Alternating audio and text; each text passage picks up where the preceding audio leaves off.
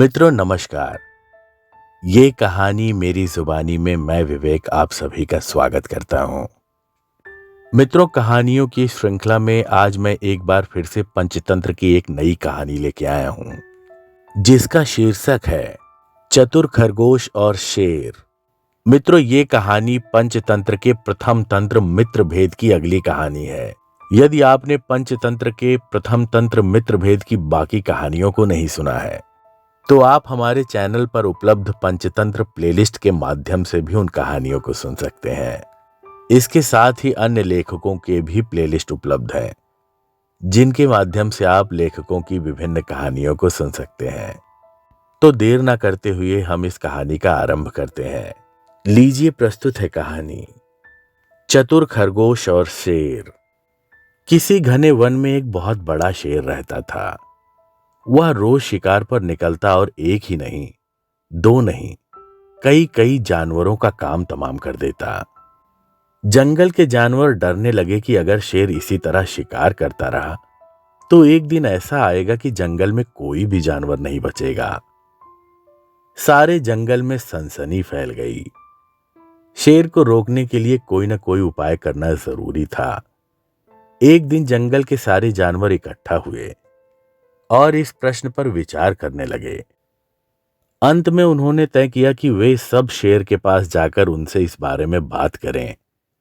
दूसरे दिन जानवरों का एक दल शेर के पास पहुंचा। उनको अपनी ओर आते देख शेर घबरा गया और उसने गरज कर पूछा, क्या बात है, तुम सब यहां क्यों आ रहे हो? जानवर दल के नेता ने कहा, महाराज, हम आपके पास निवेदन करने आए हैं। आप राजा हैं और हम सब आपकी प्रजा हैं। जब आप शिकार करने निकलते हैं तो बहुत जानवर मार डालते हैं। आप सबको खा भी नहीं पाते। इस तरह से हमारी संख्या कम होती जा रही है। अगर ऐसा ही होता रहा तो कुछ दिनों में जंगल में आपके सिवा और कोई भी नहीं बचेगा। प्रजा के बिना राजा भी कैसे रह सकता है? यदि हम सभी मर जाएंगे तो आप भी राजा नहीं रहेंगे।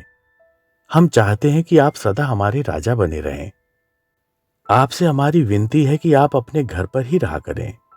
हर रोज स्वयं आपके खाने के लिए एक जानवर भेज दिया करेंगे। इस तरह से राजा और प्रजा दोनों चैन से रह सकेंगे। शेर को लगा कि जानवरों की बात में सच्चाई है। उसने पल भर सोचा, फिर बोला, अच्छी बात है, मैं तुम्हारे सुझाव को मान लेता हूं, लेकिन याद रखना, अगर किसी भी दिन तुमने मेरे खाने के लिए पूरा भोजन नहीं भेजा तो मैं जितने जानवर चाहूंगा मार डालूंगा। जानवरों के पास तो कोई और चारा नहीं था, इसलिए उन्होंने शेर की शर्त मान ली और अपने अपने घर चले गए। उस दिन से हर रोज शेर को खाने के लिए एक जानवर भेजा जाने लगा। इसके लिए जंगल में रहने वाले सब जानवरों में से एक एक जानवर बारी बारी से चुना जाता था। कुछ दिन बाद खरगोशों की भी बारी आ गई। शेर के भोजन के लिए एक नन्हे से खरगोश को चुना गया। वह खरगोश जितना छोटा था उतना ही चतुर भी था। उसने सोचा, बेकार में शेर के हाथों मरना मूर्खता है।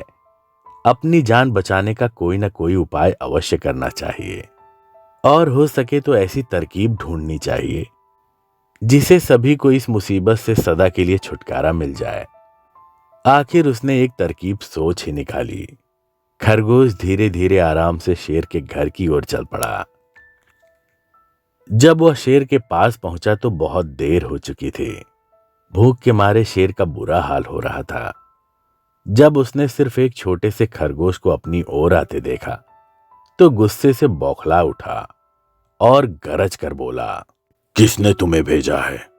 एक तो पिद्दी जैसे हो, दूसरे इतनी देर से आ रहे हो। जिन बेवकूफों ने तुम्हें भेजा है मैं उन सबको ठीक करूंगा। एक एक का काम तमाम न किया तो मेरा नाम भी शेर नहीं। नन्हे खरगोश ने आदर से जमीन तक झुककर कहा, महाराज, अगर आप कृपा करके मेरी बात सुन ले तो मुझे या और जानवरों को दोष नहीं देंगे।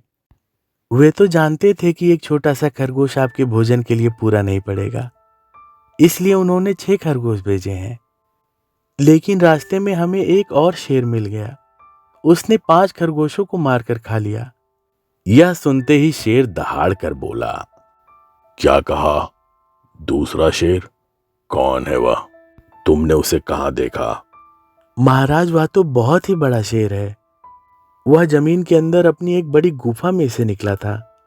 वह तो मुझे भी मारने जा रहा था, पर मैंने उससे कहा, सरकार, आपको पता नहीं कि आपने क्या अंधेर कर दिया है। हम सब अपने महाराज के भोजन के लिए जा रहे थे, लेकिन आपने उनका सारा भोजन खा लिया है। हमारे महाराज ऐसी बातें सहन नहीं करेंगे। वे जरूर ही यहां आकर आपको मार डालेंगे। इस पर उसने पूछा, कौन है तुम्हारा राजा? मैंने जवाब दिया, हमारा राजा जंगल का सबसे बड़ा शेर है। महाराज, महाराज, मेरे ऐसा कहते ही वह गुस्से से लाल पीला होकर बोला, बेवकूफ, इस जंगल का राजा सिर्फ मैं हूं। यहां सब जानवर मेरी प्रजा है। मैं उनके साथ जैसा चाहूं वैसा कर सकता हूं। उसने कहा, जिस मूर्ख को तुम अपना राजा कहते हो, उस चोर को मेरे सामने हाजिर करो। मैं उसे बतलाऊंगा कि असली राजा कौन है।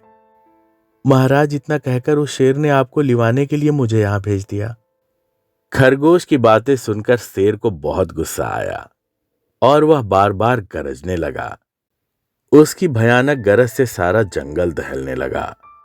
शेर ने दहाड़ कर कहा, मुझे फौरन उस मूर्ख का पता बताओ। जब तक मैं उसे जान से न मार दूंगा, मुझे चैन नहीं मिलेगा। खरगोश ने कहा, बहुत अच्छा महाराज, मौत ही उस दुष्ट की सजा है। अगर मैं और बड़ा और मजबूत होता तो मैं खुद ही उसके टुकड़े टुकड़े कर देता। शेर ने कहा, चलो रास्ता दिखाओ, फौरन बताओ किधर चलना है। इधर आइए महाराज, इधर।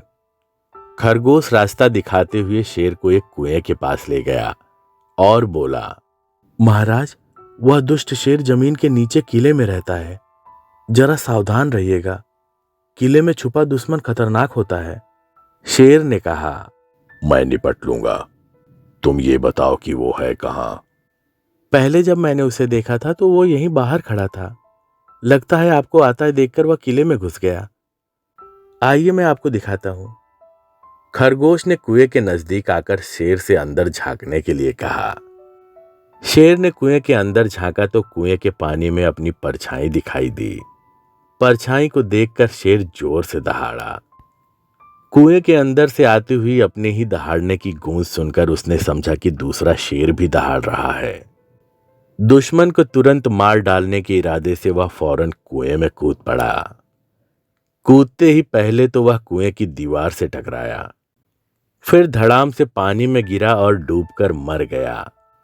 इस तरह चतुराई से शेर से छुट्टी पाकर नन्हा खरगोश घर लौटा। उसने जंगल के जानवरों को शेर के मारे जाने की कहानी सुनाई। दुश्मन के मारे जाने की खबर से सारे जंगल में खुशी फैल गई। जंगल के सभी जानवर खरगोश की जय जयकार करने लगे। सीख: घोर संकट की परिस्थितियों में भी हमें सूझबूझ और चतुराई से काम लेना चाहिए और आखिरी दम तक प्रयास करना चाहिए। सूझबूझ और चतुराई से काम लेकर हम भयंकर संकट से भी उबर सकते हैं और बड़े से बड़े शक्तिशाली शत्रु को भी पराजित कर सकते हैं।